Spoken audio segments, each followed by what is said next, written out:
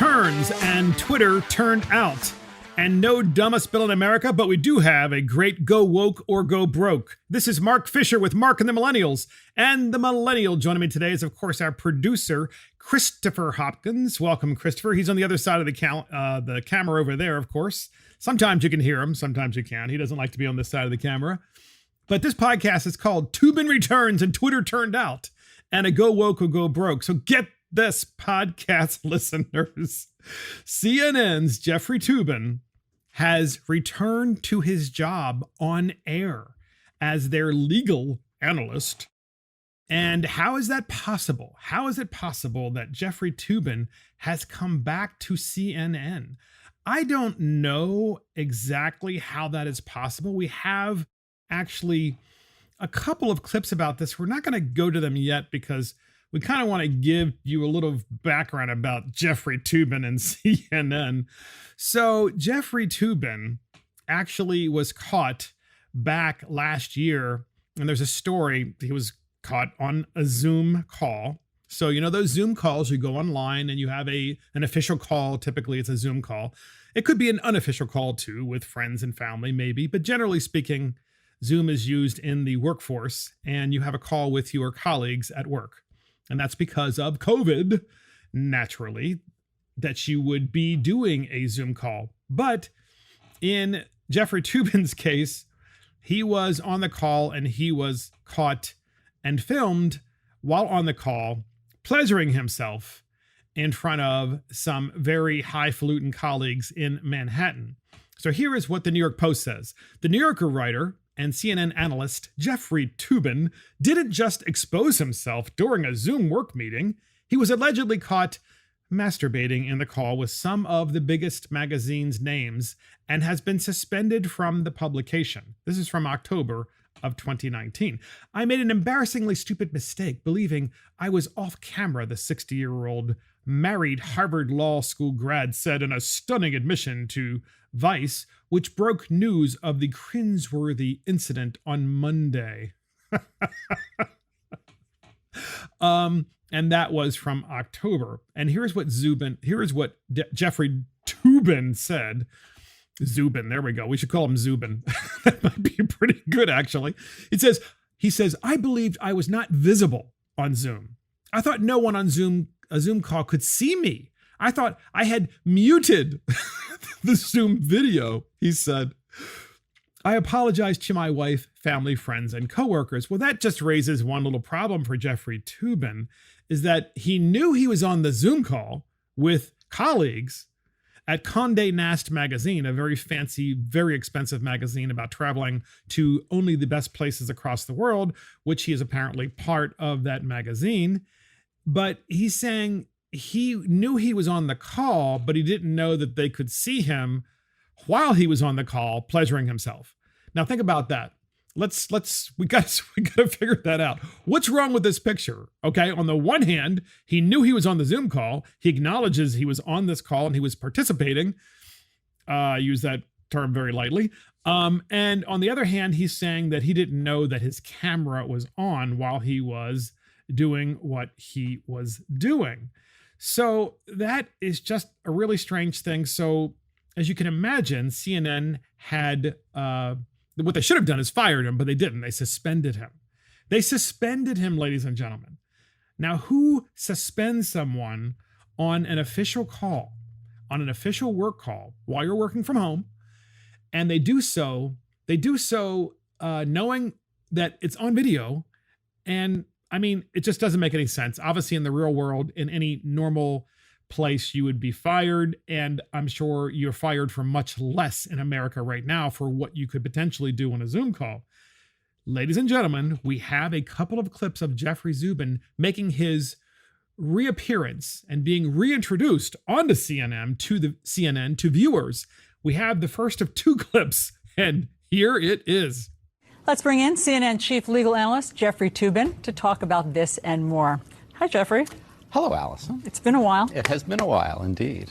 I feel like we should address what's happened in the months since we've seen you, since some of our viewers may not know what has happened. So I guess I'll recap. I'll do the honors. Help yourself. Okay. Not In too much, October, though. you were on a Zoom call with your colleagues from the New Yorker magazine. Everyone took a break for several minutes, during which time you were caught masturbating on camera. You were subsequently fired from that job after 27 years of working there. And you, since then, have been on leave from CNN. Do I have all that right? You got it all right. Sad to say. Okay, so let's start there. So that is CNN interviewing and reintroducing Jeffrey Toobin, who is now still an employee, but now is back on the air. And can you imagine, have you ever heard, podcast listeners, have you ever heard a reporter asking that question to anyone on TV, let alone from one reporter to another, saying, well, you were caught on a Zoom call masturbating, and what say you about that, Jeffrey Toobin? I mean, when was the last time you ever heard anyone anywhere ask that question on TV in a really serious setting, let alone on the news at CNN? And of course, if it's going to happen anywhere, as you know, podcast listeners, it's going to happen on CNN. So you heard the setup by the CNN reporter. Now we have Jeffrey Toobin's response to that question.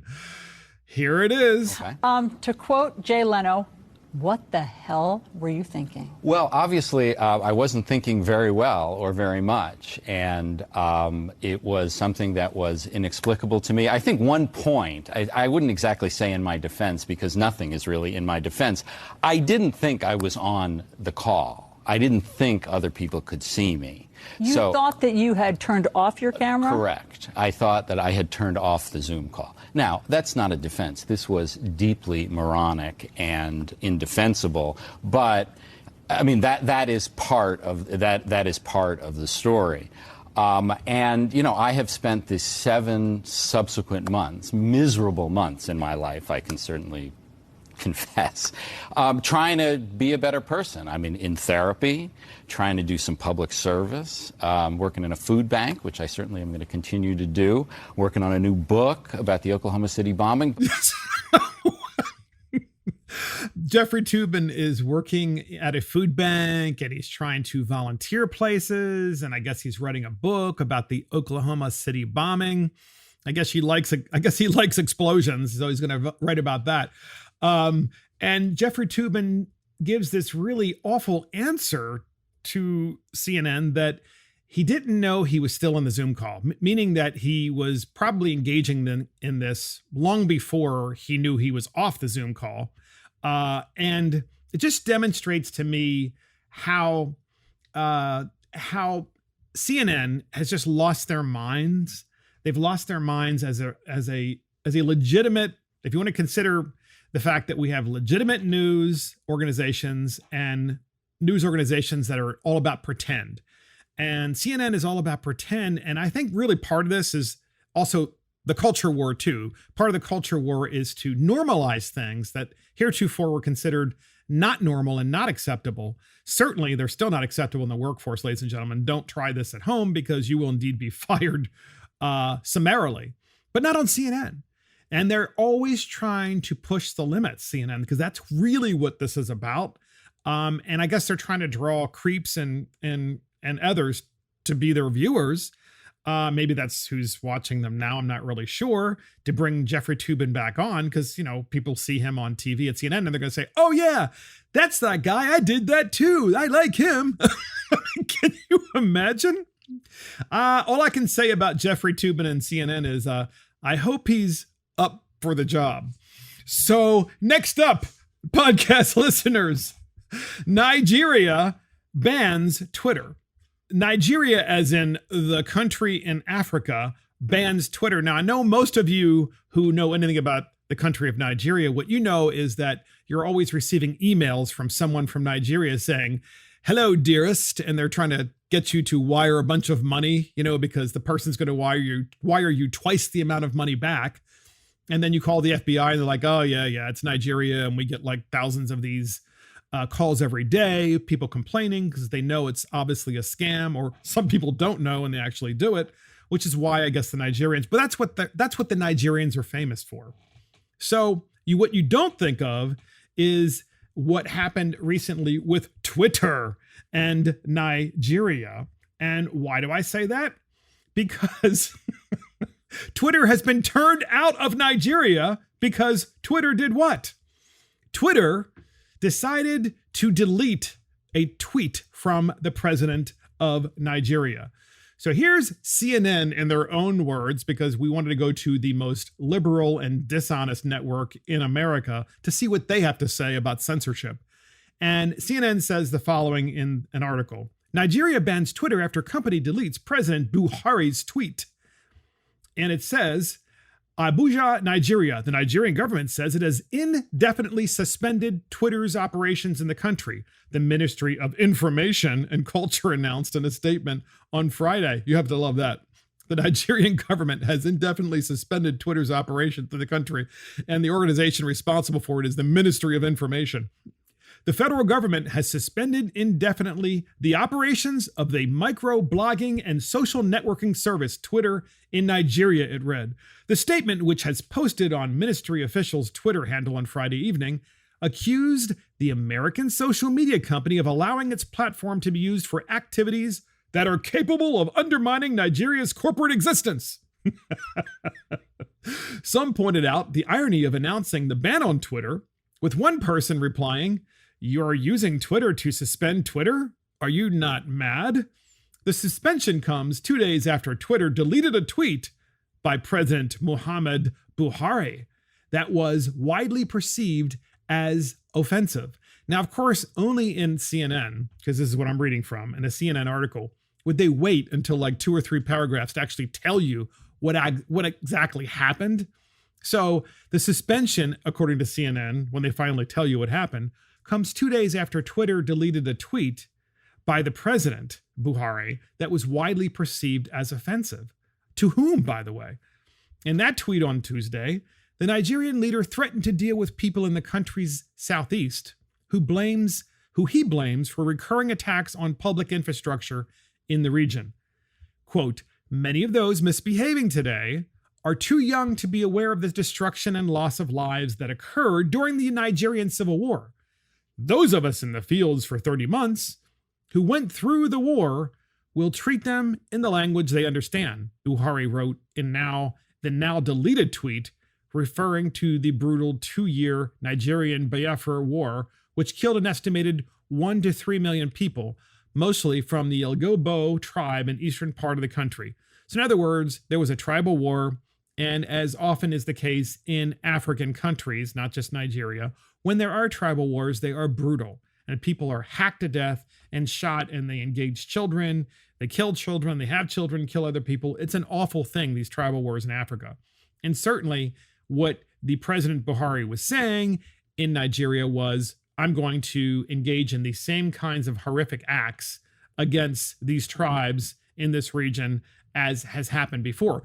Twitter, an American company, decided that they were going to delete or suspend or ban this president from doing any further tweets on Twitter, or certainly getting rid of this particular tweet. So, in response, the Nigerian president said, Twitter must register locally if they are going to have their ban to end. But in the meantime, Twitter is banned in Nigeria. So, podcast listeners, don't you think this is kind of funny?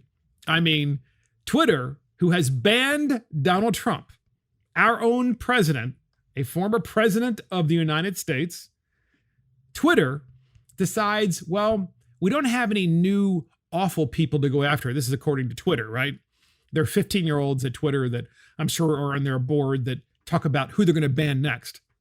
So the Twitter board, of course, you know, they're fact checkers and they're censors and whatever you want to call them, their standards of excellence people are looking over across the world and trolling across the world, and they find President Buhari of Nigeria and decide, well, we're going to just show him we're so powerful, we're going to not let him tweet anything. And so what ends up happening? They forget that Nigeria is a sovereign country and can ban Twitter, and that's exactly what the president did in Nigeria. And so Twitter is all upset that happened. And that's not enough. In Newsweek magazine, the Biden administration, here's what it says. Here's the lead story. The Biden administration condemns Nigeria's Twitter ban after Trump praises the country's decision. So instead of the Biden administration condemning banning Donald Trump on Facebook and Twitter, they are instead condemning that Twitter did this to the Nigerian president. And here's the article. President Joe Biden's administration has publicly rebuked the Nigerian government after it banned Twitter and threatened arrests over its usage, just days after former President Donald Trump praised the African country for the decision. Unduly restricting the ability of Nigerians to report, gather, and disseminate opinions and information has no place in a democracy, the United States State Department spokesman Ned Price said in a statement to reporters on Thursday. I want to repeat this. Here's the quote. Unduly restricting the ability of Nigerians to report, gather, and disseminate opinions and information has no place in a democracy, said the United States State Department spokesman Ned Price to reporters. We could say that about our own country. I mean, right now, we need to stop looking outward. We need to start looking inward and finding out what the heck is going on with censorship.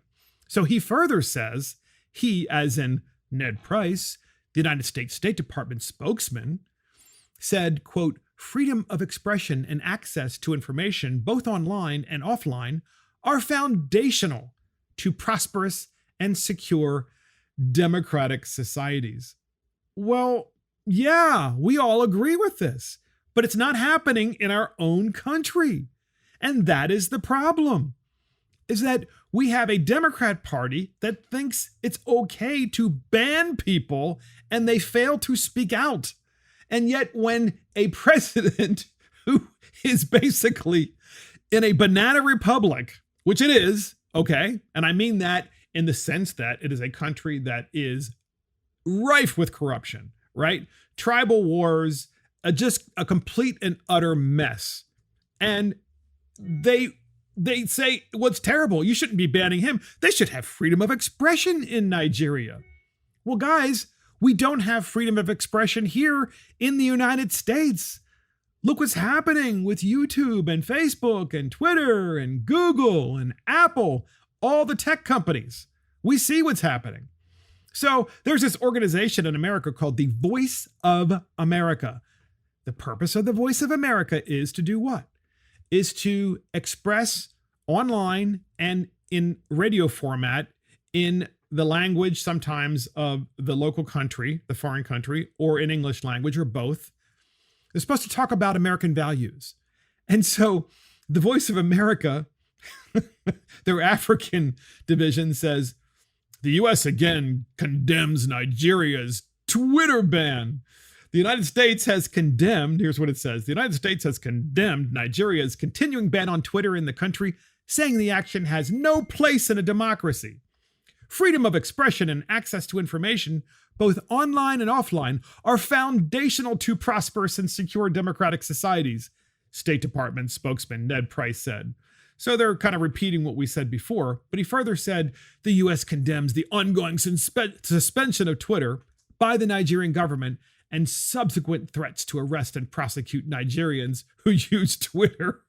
So this tells me, these stories tell me how close and how powerful Jack Dorsey is and how he is part and parcel of the Democrat Party and of the media and how incredibly crooked and troublesome things are for our country.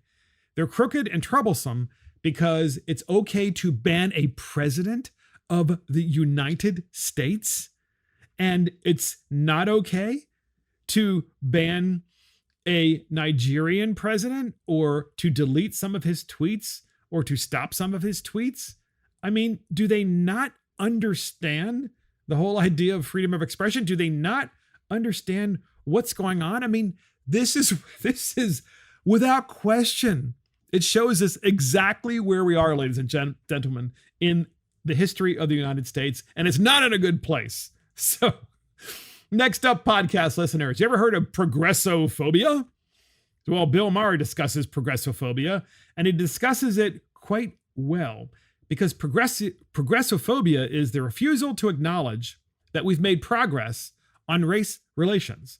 Once again, Bill Maher says, progressophobia is the refusal to acknowledge by some that we've actually made progress on race relations. To them, to the individuals with progressophobia, we've made no change, we've made no improvements, we've made no progress. Things are still the way they were during slavery. They're still the way they were during Jim Crow.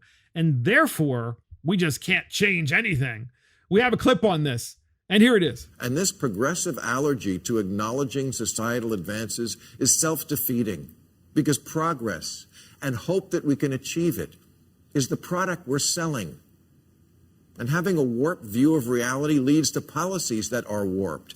Black-only dorms and graduation ceremonies, a growing belief in whiteness as a malady and white people as irredeemable, giving up on a colorblind society. Only if you believe we've made no progress does any of that make sense. Yes, exactly. If you say that we've made no progress since slavery and since Jim Crow, then you pretty much have progressophobia, that you think that we need to engage in critical race theory discussions and that we need to have self-flagellation of white people, among other things. I mean, it's very dangerous, obviously, but it's also incredibly stupid.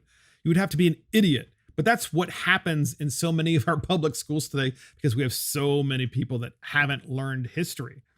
And it also, I think, goes to kind of the censorship discussion that we're having during this podcast.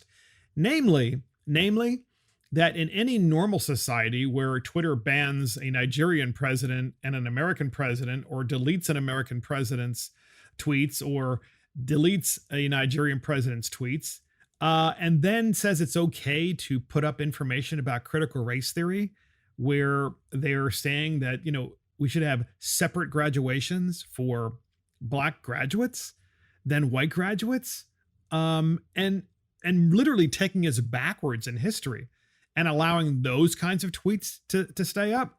In no way am I suggesting that we should be banning and censoring these things. It should all be allowed to be said, because only then can we get to the truth. But when you have to ban individuals, and when you fear freedom of thought, it means that you fear any kind of opinion that is different from your own. And that is exactly where we are today, with so many millennials and so many people, not just millennials, by the way, but I know plenty of white progressives who are in their 30s, 40s, 50s, and 60s that are equally nuts. And they actually believe this CRT nonsense, and they think it's okay, and they don't understand what it's actually doing to the country. So if you think that's bad enough with the censorship, and if you think it's bad enough with what's happening in our media and how we're hearing different stories about how the media is trying to suppress certain stories, typically what we think of is CNN. Typically what we think of is ABC and NBC and CBS. Typically what we think of is MSNBC. In fact, what we think of with them is not just that they're suppressing stories, but they're literally rewriting them and lying about them. Well, there's a reporter on Fox 26 in Houston, Texas. That's Fox 26 in Houston, Texas, that slammed their Fox network, their local Fox network, for censorship.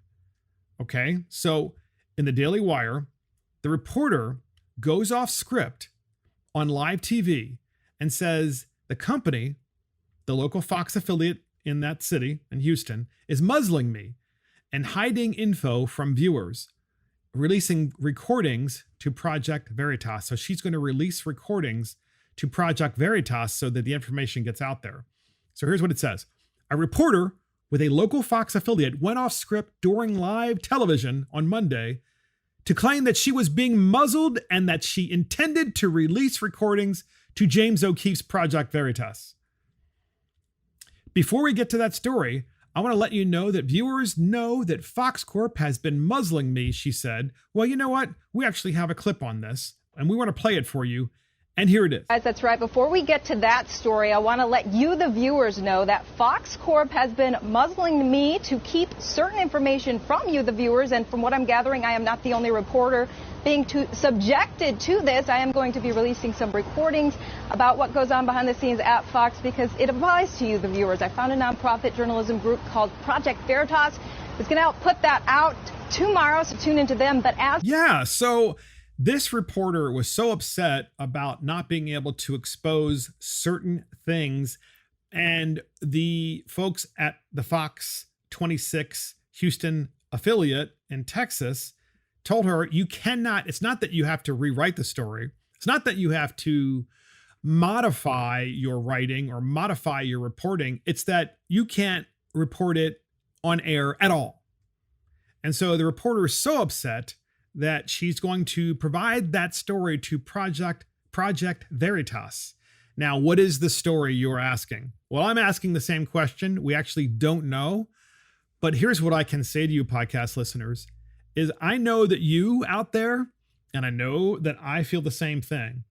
I feel like there's some sort of hold that something has, or that someone has, whether it's the very wealthy elite or whether it's China, has over our country.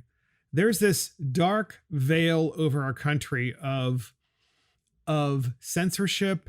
There's this dark veil of lying in the news, and or not reporting what is happening.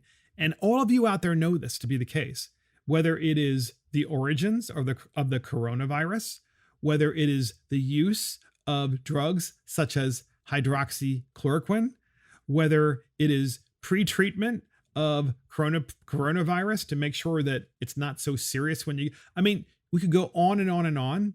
And for some reason, there's this sense that I know that you have, and there's a sense that I have, that there is enormous pressure on much of the media to either outright lie when they report things or simply not report them at all. And I think we all kind of, for me, I guess I keep pointing to China. All right. And you might say, yeah, but it's the tech companies. Yeah, but why would the tech companies do this? They would do this because of money. And if they have a large audience and a large investment and a large revenue source in China, then the Chinese have leverage over them. And this is what I've thought for a long time. And little by little, this is coming out. And believe me, I pray for this country, and I know you do too. So in the Wall Street Journal, to prove my point, it says, China repackages its history in support of President Xi's national vision. So, in other words, China is rewriting its history. Sounds familiar, doesn't it?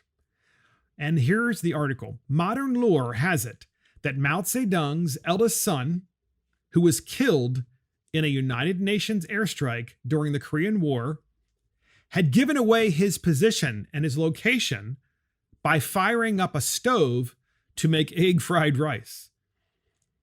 That story didn't sit right with the Chinese Academy of History, launched 2 years ago by Chinese President Xi Jinping to counter negative news and negative views of the ruling Communist Party's past.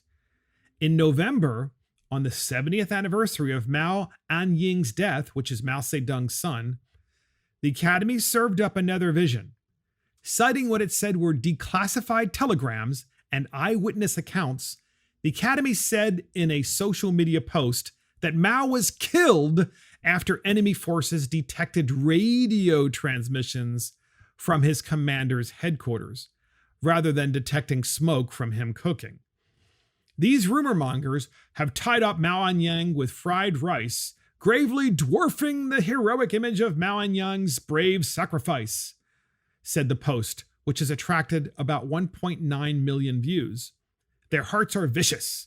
The Academy attributed the egg fried rice story to the 2003 edition of a Chinese military officer's memoir. It didn't mention the book was published by the Chinese military's official press, meaning that it probably was so. The History Academy, how you like that? The History Academy is run by Gao Jiang, a 57-year-old historian turned propaganda official who has mixed traditional scholarship with viral marketing techniques to repackage the past in support of President Xi's vision for a resurgent China. In other words, ladies and gentlemen, China under President Xi is rewriting history. He's literally rewriting history because he can, because he is an all-powerful dictator, because that's what you have in a communist government. It's top down. It's never bottom up. And what he says goes.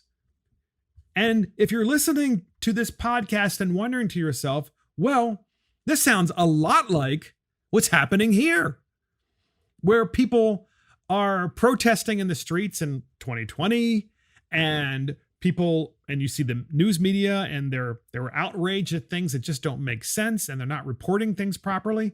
They are literally rewriting history, or they're not reporting history, which, by the way, is the same thing as rewriting history. Except in China, they just don't care, because they just have a whole academy of history that can just do it at any time. Very Orwellian, by the way, because it's precisely what happened in 1984. You just keep rewriting history, you keep rewriting stories, and then you have no history. And if you have no history, then you own history. And that's exactly what is done in communist countries. And I fear that with progressophobia, as Bill Maher discusses it, these are individuals who have no sense of any history. They've never learned it. They never studied it. They don't understand it. And therefore, they think we're still in a time of slavery. They think that we're still in a time of Jim Crow, but at the same time think it's okay for there to be in 2021 a separate Black graduation ceremony at a college? That is Jim Crow. Who are these idiots? Well, these are the idiots who one day might be running our country, and, you know, with Joe Biden in charge, kind of are running our country. And they're allowing, in my opinion, the Chinese Communist government and big tech to work together to make us dumber so that we don't understand what our history is. And this is why I've said before in this podcast, and I have to underscore this now more than ever. If you rely on getting your history information online, you need to stop that right now. By online, I mean doing a Google search and searching about some sort of event in history. What you need to do is to start buying books. Because just like China can rewrite history, the fewer books that you have, the easier it is for that history to be rewritten. Because then you just go, I'm just going to go online and learn about the War of 1812. Well, what if it's rewritten in a different way? But if you have the actual books and they're on your bookshelf, then you don't have to worry about that. And I think that right now we need to worry about that. I've talked about this before. Because if this is happening in China and we see certain parts of this kind of rewriting of history, or not reporting history, or not reporting current events, which eventually become history, then we need to be really concerned about that happening here as well. So get this, podcast listeners. Governor DeSantis bans CRT in Florida schools. This guy's a rock star. We have that clip, and here it is. Yesterday, the State Board of Education ratified what I called for, and that's to ban critical race theory in the schools in Florida.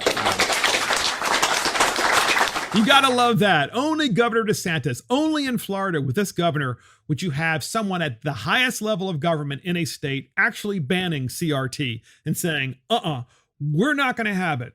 And we have another clip from this, but I have to set it up. So DeSantis actually discusses this as an ideology. It is.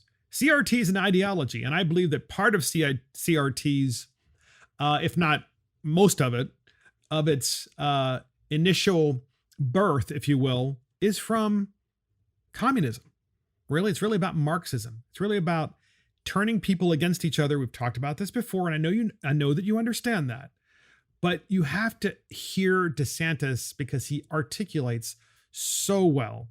And he talks about this as an ideology. And we have that clip, and here it is. And we need to teach people the truth. We need to teach them about the history of this country. And that includes everything that's happened. But you can't lie and you can't promote your ideology and false narratives. And so I think we've arrived at a very good spot for Florida. And I think it's going to be something where we'll really focus on a lot of the basics. I mean, some of the nonsense that you see in some of these places around the country, I mean, they will attack cops with this type of ideology in schools, and meanwhile they have like 87% of the kids that aren't even literate in some of these schools. I mean, so it shows you they're not trying to educate, they're trying to indoctrinate. We're not going to let that come to Florida, and so I'm glad that they acted. I think it's the right thing. Part of censorship, ladies and gentlemen, is getting people indoctrinated into the right way of thinking, and that is the governor talking about the fact that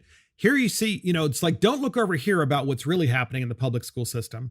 We just want you to focus on why you are so down and out. And we want you, even if you're not, by the way, we want you to focus on the fact that there are people with privilege and you don't have it. And so therefore, we're going to implement CRT and tell you how bad your life is, not because of your decisions, not because of your parents' decisions, and not because of any other reason than the fact that you are being discriminated against and that cops are bad. And that's why you're being held back. And that's why you're being held down.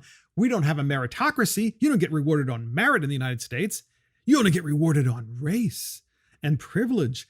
And that's CRT. And what DeSantis is saying is, yeah, but if you really look at what's happening at these schools, they're teaching that because the teachers, by the way, and the school boards are trying to get you to not pay attention to what is really happening.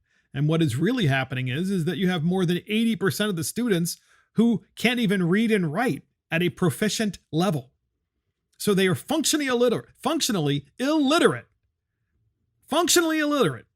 But we don't want to fix that problem. No, instead what we want to do is we want to teach them that the reason they're not learning, the reason they are functionally illiterate, isn't because of the poor public school system and the poor choices the public school system's making and the school boards and the teachers union. Oh no, it's because of critical race theory. We got to teach them that instead, that they're not going to do well because they are underprivileged and other people are privileged. And that's just the way things work.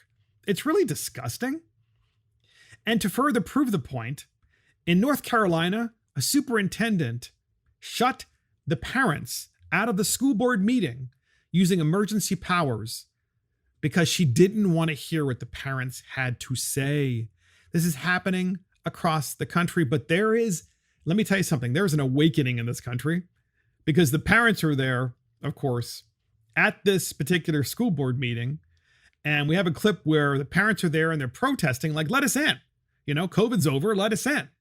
And the school board members are walking into the building and the parents are protesting. There's an awakening in America and you can sense it. You can hear it, but guess what? It's not being reported. It's not being reported almost anywhere. But it's happening because you feel it and you read it in alternative media sources and you sense it and you know that we have to take our country back. It is so important. In any event, we have this clip of these North Carolina parents, and here it is.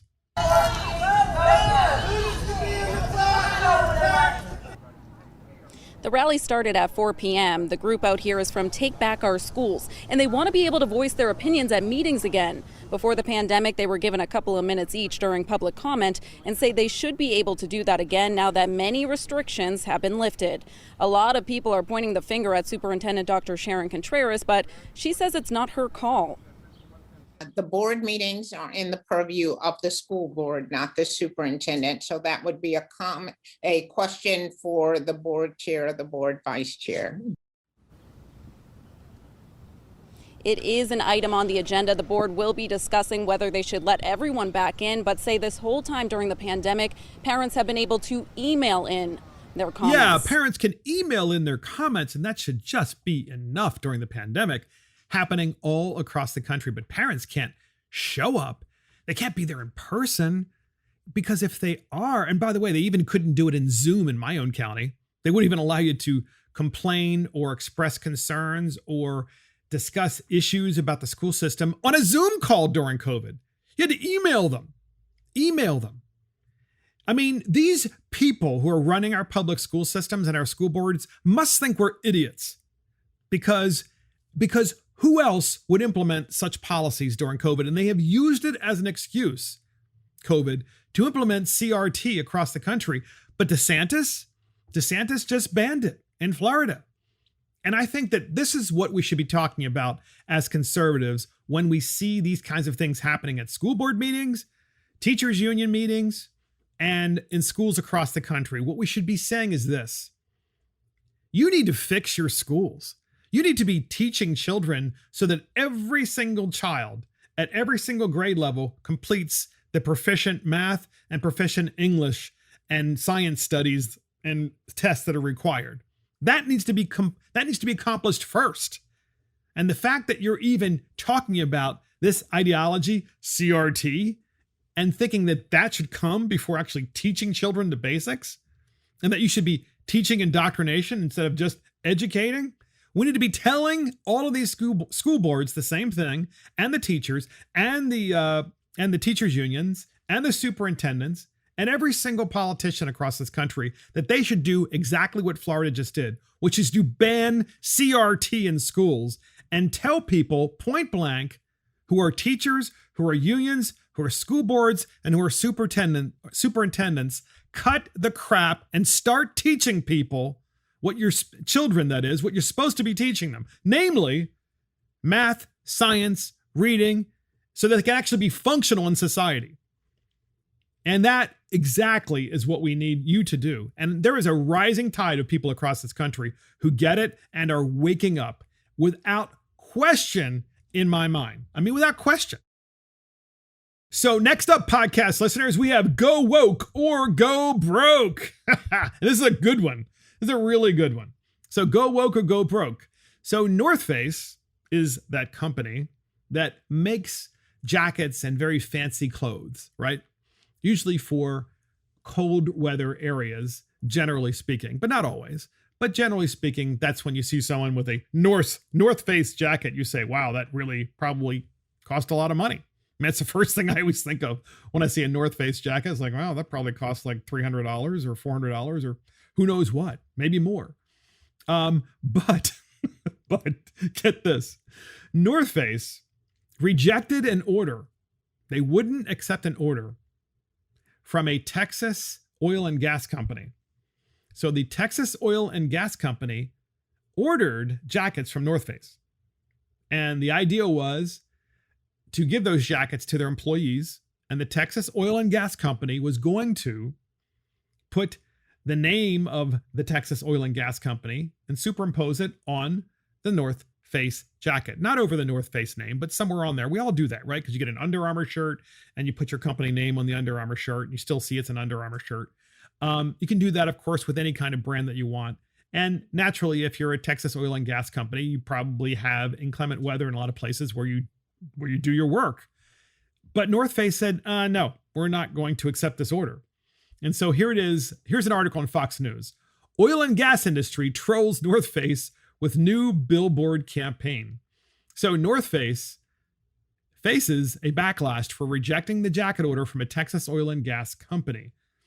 The oil and gas industry launched a new ad campaign Thursday. They launched an ad campaign against North Face to shine a light on the outdoor apparel company's crazy hypocrisy. Chris Wright, the CEO of Denver-based Liberty Oilfield Services, is spearheading the campaign by putting up billboards around North Face's Denver offices and launching a website and social media campaign dubbed Thank You, North Face. The idea for the campaign started after North Face denied an order of jackets to a Texas oil and gas company, reportedly because the popular fleece maker did not want its outdoor brand affiliated with the fossil fuel business. Now, Wright is trolling the company in Denver by calling out how many North Face jackets, backpacks, and clothing products are actually made from oil and gas. There's no chance that North Face could exist as a company or an organization without oil and gas, Wright told Fox Business Thursday. Well, you want to know why, podcast listeners? Because you need these products to make the North Face clothing. And so here's CBS Channel 4 in Denver reporting. We have that clip, and here it is. Karen, the Colorado Oil and Gas Association bestowed its first ever Extraordinary Customer Award on the company, noting that North Face uses petroleum to make pretty much every product it sells, including its jackets. Dan Haley, who heads up the industry trade group, held a mock award ceremony for North Face. That was more like a roast, with the CEOs of oil and gas companies lampooning North Face after it rejected an order from a Texas oil and gas company for 400 jackets. The company's CEO says North Face told him it doesn't want to be associated with oil and gas because it doesn't meet its brand standards. Ironically, Haley noted in giving the award, almost every product North Face produces, from its apparel to tents and backpacks, is made with nylon, polyester, and polyurethane, all of which come from petroleum, something they need to ship the products to. North Face's parent company is building a hangar at Centennial Airport for its private jet fleet. So the North Face executives have built a private hangar so that they can have their own private jet. This shows you how much money this company is probably making, because, a company has to be pretty substantial to have their own private jet. But they also are going to have their own private hangar. And because, private jets really don't have a footprint whatsoever that's negative to the climate, at least not if you're North Face. And what's more, of course, that's being sarcastic. What's more is if you're North Face and you're an executive, how could you not know that you need oil and gas in order to be able to make the clothing and the synthetics and so forth and the materials? It's in part put into that clothing. It's what makes the clothing so nice, in part, not in full, granted. But it just shows you how disconnected corporate America is from the reality of what they're really doing and the way they really live. And it's all BS. It's all to convince us that they are virtuous, and therefore we must buy their product. And they're even more virtuous because they have shunned those terrible Texas oil and gas companies and not allowing them to brand their North Face jackets in the name of the Texas oil and gas companies. So to make this even funnier, Chris Wright is the CEO of Liberty Energy. Okay, he's the CEO of Liberty Energy, obviously a Texas oil and gas company. And Chris Wright decided to put together his own video. It's a little less than a minute long. And this was in response to the North Face woke executives. Here we have the clip, and here it is. I'm Chris Wright, CEO of Liberty Energy. North Face recently came out against my industry, even refusing to let one of my competitors put their company logo on a North Face jacket. I went through North Face's website of wide-ranging products, and I failed to find a single product that wasn't made out of oil and gas. The great majority of North Face's products, jackets, backpacks, outdoor pants, shirts, shoes, hats, etc., are dominantly made out of the oil and gas that we so proudly produce. Globally, 60% of all clothing fibers are made out of oil and gas. For North Face, it is likely 90% or more. So North Face is not only an extraordinary customer of the oil and gas industry, they are also a partner with the oil and gas industry. So thank you, North Face, and you're welcome. Isn't that great? Oh my gosh, you can't get better than that. That is Chris Wright, the CEO of Liberty Energy, and shot his own video. And this just demonstrates to me the absolute hypocrisy in this industry.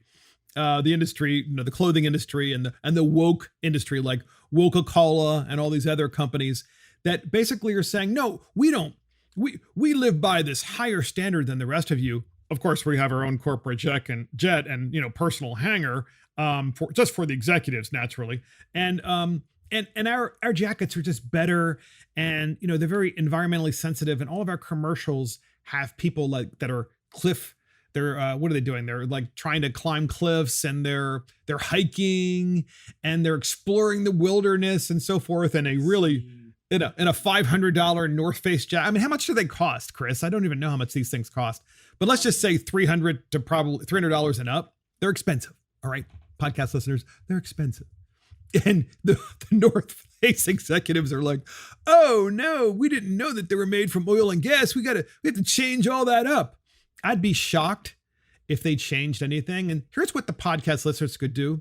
We should all write North Face and tell them they need to stop making their clothes out of oil and gas. It just is wrong, especially with their commercials branding them as this company that is so pro-environment and, positive environmental experiences. And so the $300, yeah, so Chris just confirmed, they're $300 for a jacket. And they're not, there's not a whole lot to that jacket.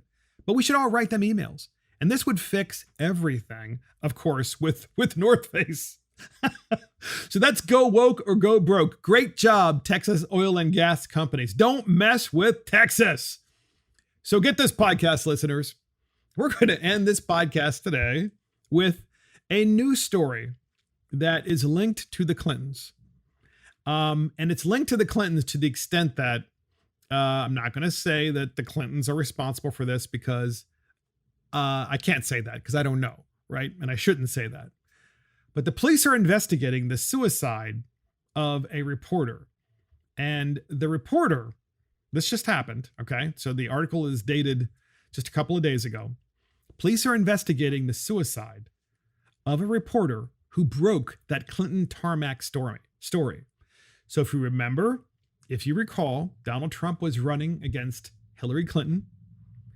And when he was running against Hillary Clinton, there was a story that broke.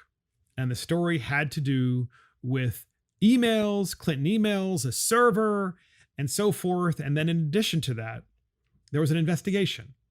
Lots of investigations with the Clintons, let's face it. And there's a reporter, and the reporter found out that Bill Clinton was going to be meeting Loretta Lynch on the tarmac because they both had separate flights.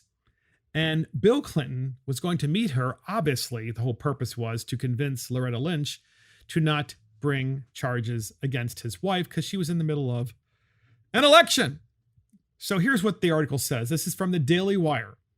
Law enforcement officials in Alabama are investigating an apparent suicide by the reporter who broke the bombshell story in 2016 that former President Bill Clinton secretly met with then Attorney General Loretta Lynch on a Phoenix, Arizona tarmac in the run-up to the presidential election while his wife, then candidate Hillary Clinton, was under federal criminal investigation.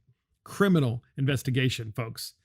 At 8:13 a.m. Saturday, the Hoover 911 center received a call of a person down at a residence on Scout Trace. Hoover police and fire personnel arrived to find the 45-year-old reporter dead, Alabama reported. Hoover police, Lieutenant Keith, I can't say his last name, looks like Kresbliba, said the death is being investigated as a suicide.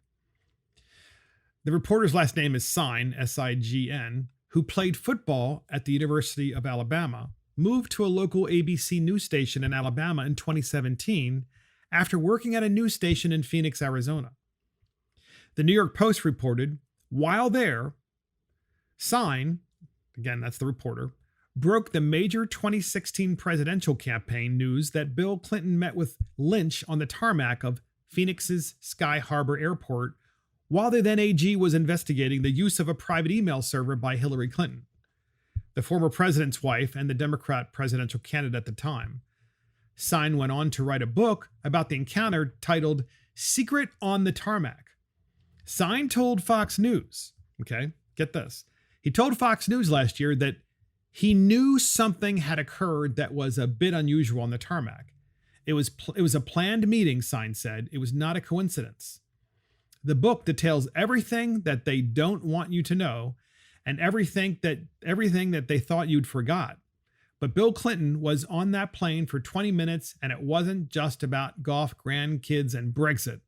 There's so much that doesn't add up, he said. He then sat and waited in his car with a motorcade. Her air stairs came down, most of her staff gets off, and then gets on as the Secret Service and FBI are figuring out how in the world are we supposed to handle this? What are we supposed to do? Well, in a normal democracy that's functioning, Bill Clinton would have been arrested and Loretta Lynch would have been arrested because he was interfering with a federal investigation. Sign, who's the reporter, said that he received death threats over his reporting. Said that the story isn't about right or left, Republican or Democrat. It's about right and wrong in journalism. And here's the thing I want you podcast listeners to listen to and understand. Sign says, the reporter's name is Sign. It's very confusing, but its last name is Sign. He says, quote, "My family received significant death threats shortly after breaking this story. Credit cards hacked." He said, "My children, we have code words that we developed. We have secret code words, and that way they know what to do." This guy, and this has been reported several times, was terrified for his life ever since he reported this story in 2016, and has been writing a book and doing other writing ever since. And then just mysteriously, ladies and gentlemen, quote unquote, commits suicide. But because this suicide happened in the state of Alabama, there is actually an investigation going on with the police. The police are investigating to find out, well, was it a suicide? I mean, was there a reason that this guy depressed? Was he sad? I mean, what's really going on here? And all I can tell you, podcast listeners, is it sure seems to me, I don't have any proof and I'm not going to make any suggestions. I'm just going to say this. It sure seems to me that when you wrong the Clintons, that lots of people end up, dead. It's kind of like the whole Vladimir Putin thing, right? If you decide to buck Vladimir Putin, you end up being poisoned. I think most of his opponents have been poisoned and either suffer terribly from that poison and die, or are so sick they probably wish they were dead. And that's it for Mark and the Millennials. Thank you for joining Mark and the Millennials. This is Mark Fisher. Thank you to our producer, Christopher Hopkins. Check us out on iTunes, Spotify, YouTube, Facebook, Twitter, Parler, Rumble, and our website. See you next time.